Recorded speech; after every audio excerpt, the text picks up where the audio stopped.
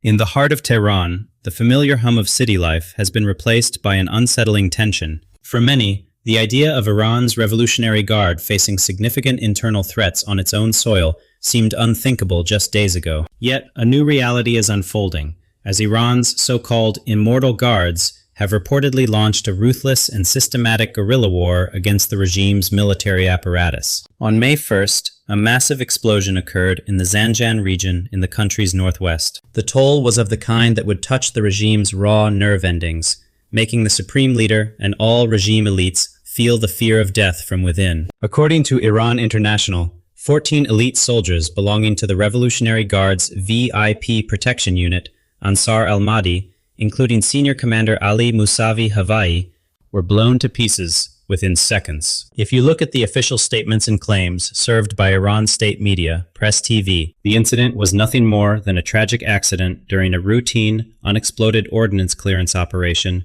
conducted across a 1,200-hectare contaminated area. However, when we examine the picture in the light of military doctrines and explosive disposal protocols, the state media's explanations contain contradictions that stretch the limits of logic considerably. In a munitions clearance operation, the clustering of elite personnel attached to the regime's highest-level protection and special operations units such as Ansar al-Mahdi at a single point in such density does not align well with military logic. This stark discrepancy between official narrative and military logic is highly unusual. Historically, regimes facing internal threats often maintain a facade of control, but the specific details here, elite personnel clustered in a supposed accident zone, suggest a level of internal compromise rarely seen, indicating a profound intelligence failure rather than mere misdirection. According to the Times of Israel and open-source intelligence reports from diaspora sources, the fact that 14 elite soldiers, including a critical name like Commander Ali Musavi Havayi, clustered at the same point at the same time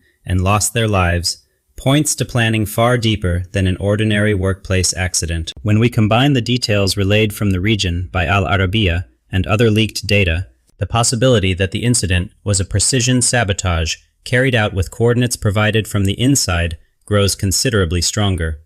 The fact that such high casualties were suffered at a strategic transit point like Zandjan shows that a massive black hole has opened in the Revolutionary Guard's intelligence network. Those who lost their lives at the scene were the core cadre that formed the regime's nervous system, the brains running VIP protection and operational planning. It can be seen that the groups called the Immortal Guards, operating with a cell-type structure, are blasting the system from within, not just from street corners, but by infiltrating directly into operational areas. This situation shows that the regime's own security architecture has been penetrated, and even the most protected personnel have become open targets. It is precisely at this point that we need to read carefully how this panic and dissolution on the streets is reflecting as a fear of death all the way to the very top of the regime hierarchy, directly into the corridors of religious leader Khamenei and his senior staff. There is a very critical detail pointed to by open-source analysts and intelligence reports leaking from the region. Precision assassinations like Zandjan and sabotages carried out with coordinates provided from inside have triggered an unprecedented security paranoia in the regime's top echelon. In an equation where even their own elite protection unit, Ansar al-Mahdi, can be wiped out within seconds, the religious leader and senior commanders have become afraid of their own shadows. Because it is unknown who is leaking information, or which close bodyguard or aide is in secret contact with the Immortal Guards, the leadership cadre is reportedly withdrawing to deep bunkers and constantly changing their daily routines. The top administrators of a regime that has been exporting assassination and chaos across the Middle East for years are today trapped in their own capital, in their own palaces, with the fear of being assassinated. When the security apparatus's protective shield collapses from within, all that remains is absolute suspicion and the heavy psychological collapse that comes from feeling a death threat on the back of your neck at every moment. This psychological collapse has dragged the state's information management strategy into a full digital apartheid system. The regime is trying to establish through disproportionate pressure in the digital realm the control it has lost in the physical world. Through their white SIM card system, they grant internet access only to trusted elites while imprisoning ordinary citizens in a communication darkness. This is not mere censorship. It is an attempt to isolate society from the outside world and shut it down. The tragic case reported by the New York Post shows the extent to which the regime's fear of information has reached. Civilians like Ham Aladdin are being beaten to death simply for possessing a Starlink device in their homes and accessing the internet. A system that perceives a citizen as an existential threat simply because they can communicate with the outside world is actually confessing its own vulnerability. But this pressure is not breaking the resistance. Images leaking abroad through alternative satellite networks like Starlink are shattering the regime's information monopoly. So how are the Immortal Guards obtaining those highly classified military coordinates for precision assassinations like Zandjan? The answer to this question lies in the geoeconomic collapse that feeds the security catastrophe on the ground. A state's security apparatus stands not only on ideological slogans, but on the economic wheels that finance it. Today in Iran, those wheels are locked. Datasets analyzed by international economic publications clearly document the Iranian rial's freefall and the unstoppable inflation spiral. The financial strangulation strategy applied by the United States did not just strike the state's macroeconomy. It also seriously damaged the IRGC's massive holding structure and off-the-books cash flow. This macro bankruptcy picture has transformed into a direct survival struggle for lower-ranking soldiers and besieged militias on the ground. We are talking about lower-tier personnel whose salaries have turned to scraps of paper, who struggle to access basic necessities. A new equation has been established, where military loyalty has fallen to the black market, where intelligence is sold to the highest bidder. Lower-tier personnel within the Revolutionary Guard themselves have begun leaking the routes and operation schedules of their own senior commanders through bribery rings or simply to feed their families. This shift, where economic desperation directly translates into intelligence leaks from within a highly disciplined force,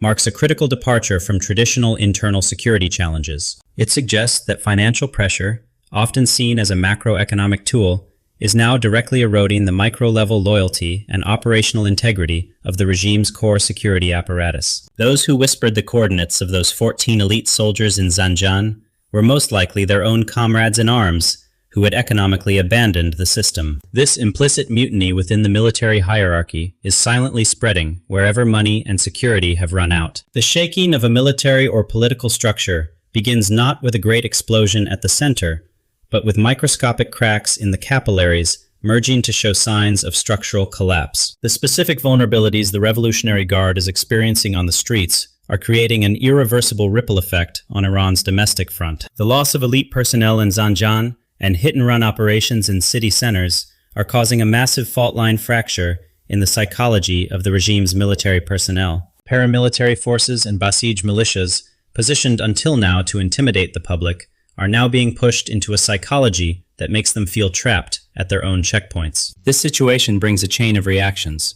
Soldiers hesitating to go to their posts, night patrols faltering, and a marked decrease in military visibility on the ground. The breaching of the fear wall is changing the form of the actions. There are no longer just crowds chanting slogans in the squares. Now there are organized cells that analyze the regime's weak points, develop asymmetric attack methods, and strike directly at the system's nerve endings. The tactics employed by the Immortal Guards are causing the Revolutionary Guard to divert their attention from foreign policy and regional proxy wars, largely focusing on their own internal security crisis. The regime's reaction to this asymmetric threat appears to be nothing more than a spiral of violence that damages its own legitimacy. The authority trying to maintain control in the digital world is deploying disproportionate force to cut information flow, attempting to provide deterrence. The stories of civilians who suffered severe violence and lost their lives simply for possessing a Starlink device and accessing the internet show how deeply this panic has penetrated. The state is operating with a paranoia that views information as practically a weapon of mass destruction. It perceives a citizen as a massive threat simply because they can communicate with the outside world. Internet shutdowns have become a censorship mechanism that protects elites through white SIM card privileges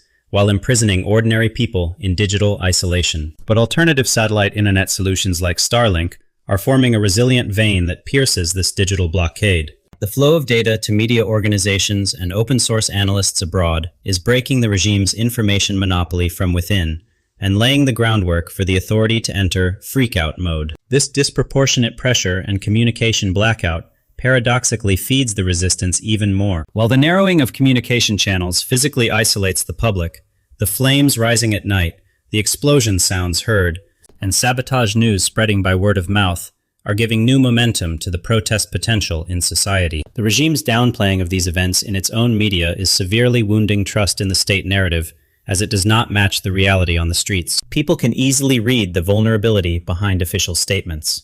The fact that similar activities are occurring even in regions like Mashhad and Qom, historically considered the regime's ideological strongholds, sends serious signals that the loyalty crisis is spreading to the base. The cracks within the IRGC hierarchy, combined with this external pressure, are causing serious disruptions in the system's functioning. The scale intelligence leaks have reached is causing commanders to suspect the personnel beneath them. Unanswered questions about how coordinates were leaked are slowing decision-making mechanisms and creating a state of operational paralysis. The lack of trust is causing elite units to withdraw into themselves and shift to purely defensive positions, while bringing whispers of implicit mutiny among officers. This environment shows that the regime is being dragged into a position vulnerable to being crushed on the domestic front. While these internal vulnerabilities continue on the tactical field, looking through a wider lens, we can read how the regime has been drawn into a trap by its own moves on the geopolitical chessboard. The diplomacy vision applied by the US administration and President Trump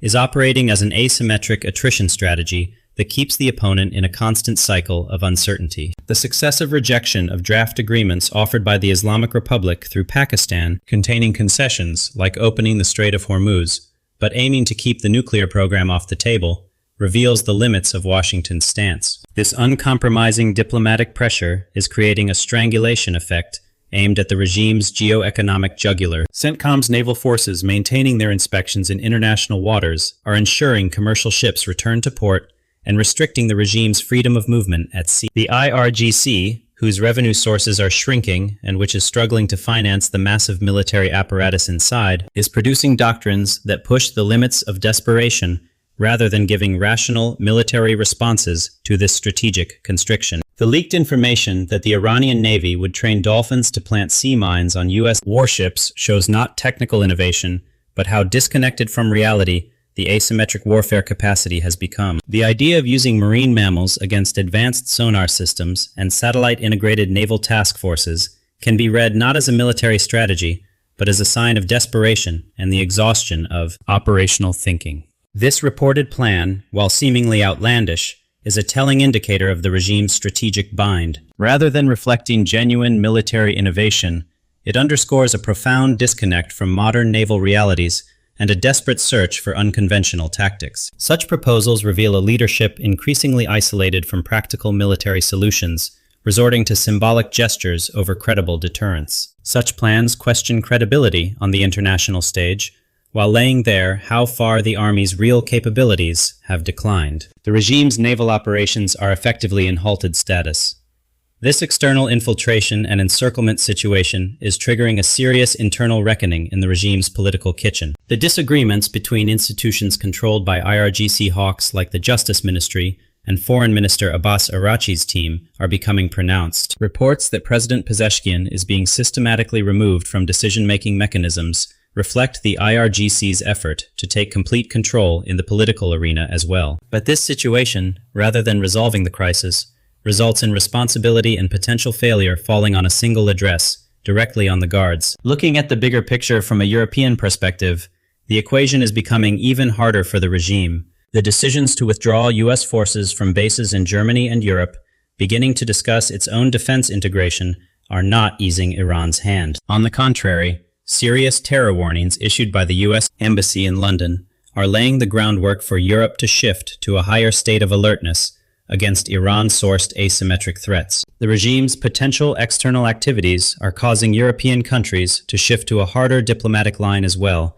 deepening Iran's global isolation. The vulnerabilities Hezbollah is experiencing in southern Lebanon and the responses from the Israeli Defense Forces, or IDF, are showing the limits of the proxy strategy Tehran has invested in for decades. Unable to provide sufficient logistical and strategic support to its proxy forces due to the internal crisis, the IRGC is experiencing a major loss of weight in the regional equation. When all these elements converge, the constriction at Hormuz, the ammunition depots targeted inside, the rejected diplomacy proposals, and the security forces being hunted on the streets, It shows the regime has lost its way in the labyrinth of its own construction. The massive apparatus once marketed as the Middle East's invincible force today appears to have transformed into a tired, reactionary structure fighting for survival on its own streets. The ammunition depots blown up in Zandjan, the checkpoints dispersed in Yazd, and the rejection letters received one after another at the diplomatic table present the photograph of a systematic erosion. While the Revolutionary Guard's undisputed authority on the streets is gone, the fear narrative that kept the regime standing is weakening before the eyes of its own citizens. Washington's ruthless economic vice and the asymmetric internal pressure created by the Immortal Guards are pushing the system into a helpless isolation. Now there is a navy reportedly seeking salvation from dolphins and a paranoia that destroys its own citizens over a satellite device. What is happening is not an ordinary crisis. It is being recorded as a shocking preview of an era's regional game maker gradually fading into history on its own domestic front. The question now is, how much further can this unraveling go before the entire structure collapses?